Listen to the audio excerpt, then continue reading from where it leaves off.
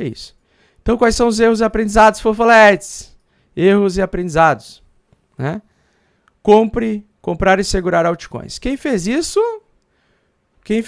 se fudeu. Exatamente. Quem fez isso, se fudeu. Então, comprar e segurar altcoins se fudeu. Por quê? Porque perdeu mais de 90% do seu patrimônio. Infelizmente. Mas, nós temos algo de bom que aconteceu no erro. E sempre quando você erra, você tem uma lição. Você tem dois caminhos. Ou você se fazer de vítima, ou você aceitar que você errou e tomar como lição, custe o que custar, para saber que na próxima vez você não vai cometer os mesmos erros. Foi assim que aconteceu comigo, é assim que acontece com todas as pessoas que entram no mercado de criptomoedas, tá? E aí, lógico, um curso como o Crypto Blinders, para quem é iniciante, quem não entende nada de nada, não entende de preço, não entende de economia, é um troço que acelera porque facilita muito o entendimento e ele tem um passo a passo ali que vai sendo passado de tempos, de dias em dias. Então, a pessoa tem uma orientação, uma estrutura pronta para acompanhar, tá? Então, o aprendizado é mais rápido. Quando você aprende sozinho, sem curso, você leva mais tempo do que com curso. Com curso você ganha muito tempo, né? E hoje tempo é dinheiro.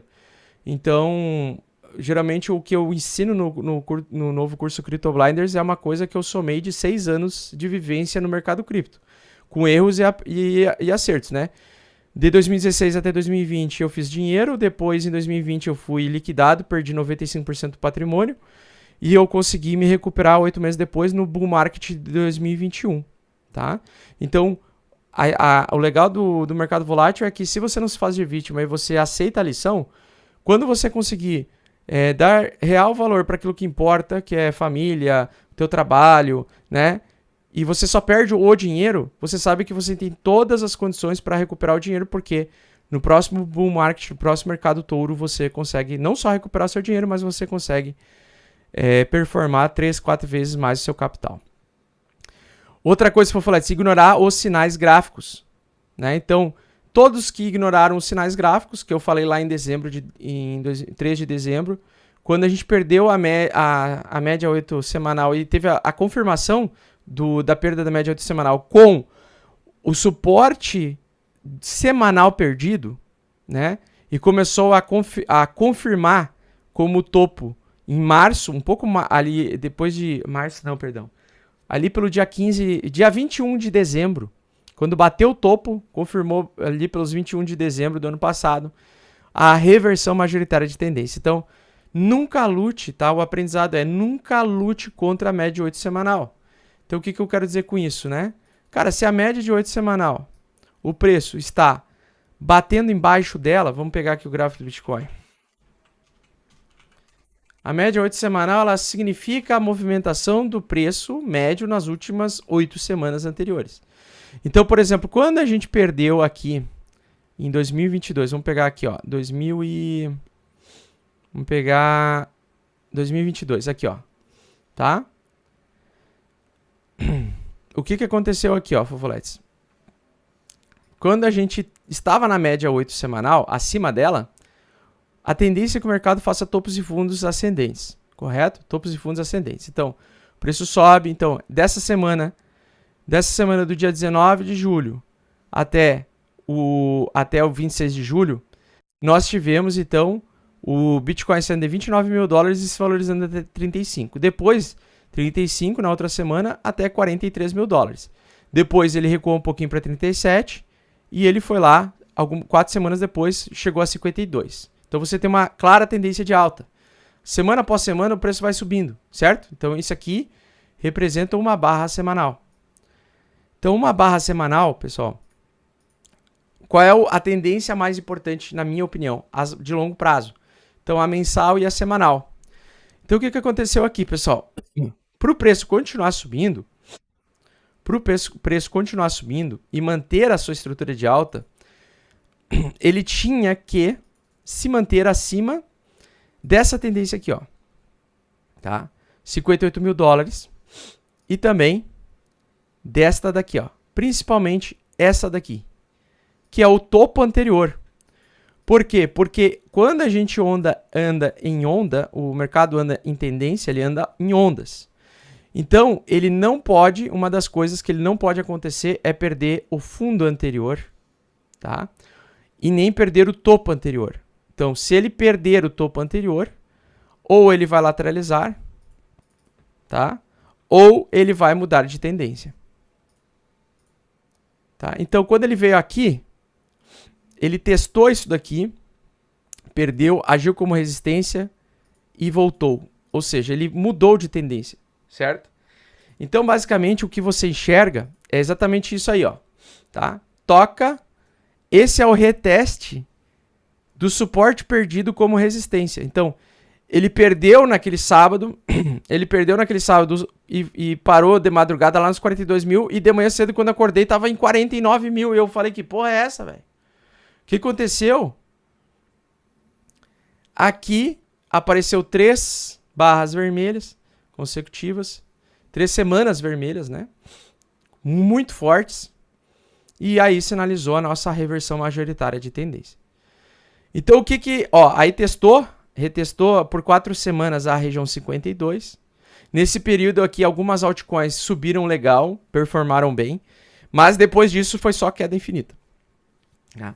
Então o que a gente precisa agora, pessoal? Olha só, aí ele veio e testou o suporte anterior, que também foi perdido, que foi os 42 mil, como resistência, rejeitou, tentou várias vezes passar, não consegue passar, e quando passou temporariamente não conseguiu aguentar nem por 2, 3 semanas, e já voltou a cair essa sequência grande. E olha só como ele apanha ainda para passar. E aí nós tivemos a grande porrada de baixa em junho, que foi aí o efeito da Luna, né? Em junho foi o efeito da Luna, tá? Depois tivemos recuperação, porque o mercado como um todo começou a dar uma pequena recuperada. E aí quando o mercado ameaçou fazer essa recuperação, nós tivemos a segunda paulada aí, que foi a FTX. Tá? Então os eventos ali, eles colaboraram. Aqui foi a FTX, tá, pessoal? Aqui foi a situação da FTX. E aqui foi a situação da Luna. Tá? Então essas duas grandes porradas foram esses dois acontecimentos. Perfeito? E agora o que a gente precisa, pessoal? O que é preciso passar? Bom, a média de 8, ela continuou sempre apontando para baixo. A única vez em que ela conseguiu segurar um pouco lateralmente foi aqui, onde as altcoins performaram bem. Então aqui nós tivemos uma pequeno rally de alta, né? Uma pequena tendência de alta para o preço continuar caindo. Aqui, para ele manter a tendência de alta, ele teria que ter segurado esse topo aqui, ó, os 42 mil. Como ele não segurou, entregou nova baixa, nova onda de baixa, né? O mesmo acontece agora aqui, topos e fundos descendentes, perda do suporte anterior, reteste do suporte como resistência, confirmou o suporte como resistência. Então, significa que o mercado tem mais chances ainda de abrir mais uma pernada de baixa. Quando acontece isso, né? Porque isso aqui é um suporte que age como resistência. Então, você tem uma reversão.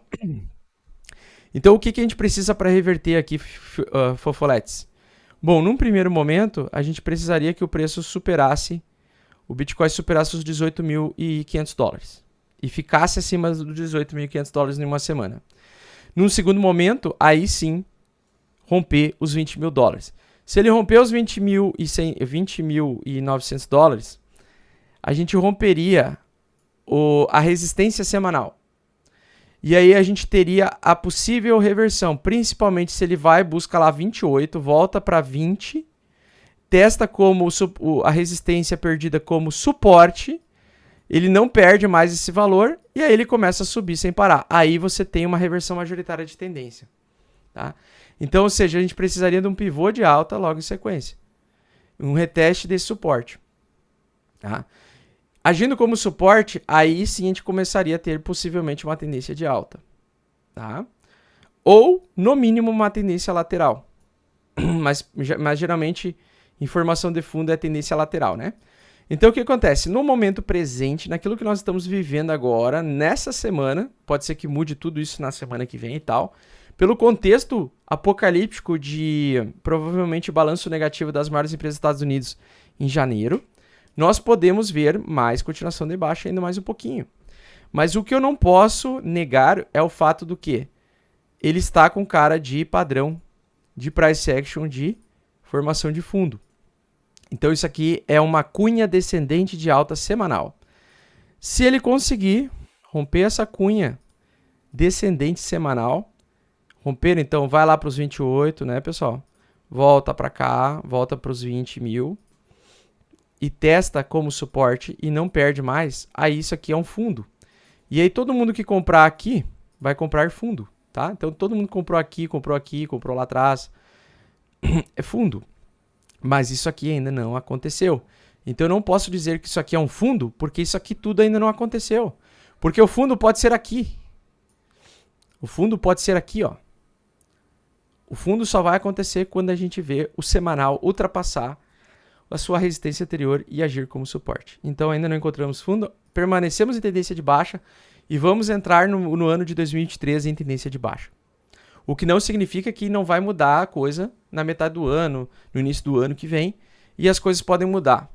Conforme eu já expliquei para vocês, no gráfico semanal, se a gente evoluir então para o gráfico mensal, pessoal, o que geralmente acontece?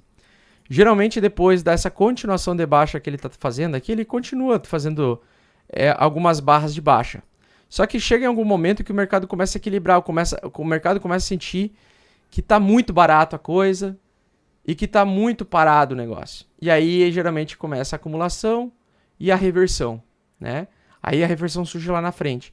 Então, na minha visão, comprar hoje achando que é fundo só por causa do preço é ejaculação precoce. Por quê? Porque o fundo, né? Ele pode ser 10 mil dólares, ele pode ser 9 mil dólares, 8 mil dólares, 4 mil dólares. É muita ejaculação precoce.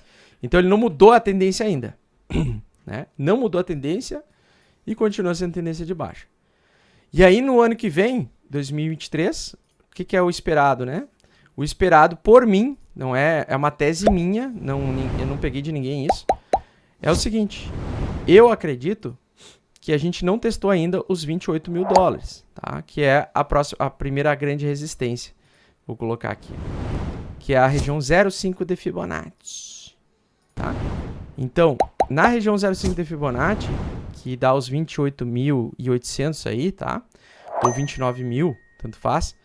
Eu ainda acho que o mercado ainda tem que retestar essa região, mesmo que seja para continuar um ano em baixa, tá? Por quê?